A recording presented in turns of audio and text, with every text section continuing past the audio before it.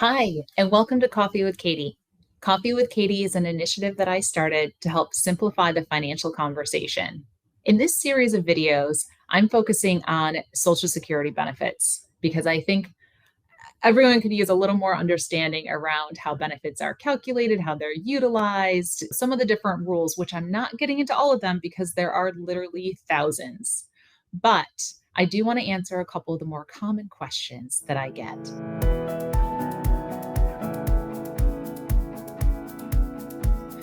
The question for today is, why shouldn't I start benefits early and then invest the money if I don't actually need it for my living expenses right now? So, I want to first talk about election times. So, you have the ability to start Social Security retirement benefits, assuming you have accumulated benefits and that you have access to receive retirement benefits. You have the ability to start at age 62. That's the earliest start date in most cases. Or you have the ability to start at any year up until age 70. 70 is the latest that you can delay those retirement benefits, so that income stream.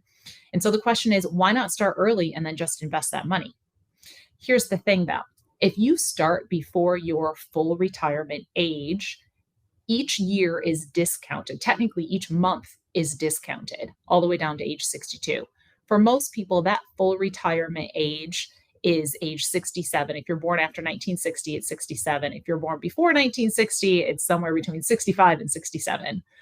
But for each month that you start early, that's discounted. If you were to start at age 62, you receive 75% of your estimated full retirement benefit, or your primary insurance amount is what they sometimes refer to it as. Whereas on the other side, if you delay past age 67, you get an increase in your benefit amount by 8% each year, so that if you delay until age 70, you're actually receiving 132% of that primary insurance amount. So, the question about taking it early and investing, here are some considerations. One, I have yet to find someplace else where I can get a guaranteed 8% increase to my money. So this is an area where you can get an 8% increase. Another reason to consider not taking it sooner is that by delaying and increasing your amount, you're also increasing the base from where cost of living adjustments are made. So think about it. If you start at early and say you get $30,000 retirement benefits and you have a 3% increase, that's a $900 jump. Not bad. But if you delay a few years, now your base is $40,000 and your increases are $1,200 a year. And then that compounds. So that compounding of the increases can really make a difference.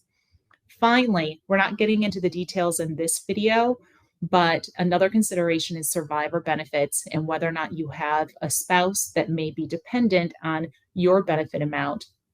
It's often advantageous to have at least one of the spouses delay as long as possible, so that if either one of them were to pass away, there'd be that higher income differential. So, a few reasons to consider not starting early and to consider delaying benefits. There are some cases where it makes sense. Happy to get into those discussions. If anybody has any specific questions, I'm always happy to answer them.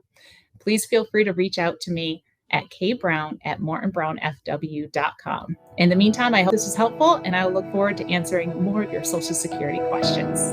Take care.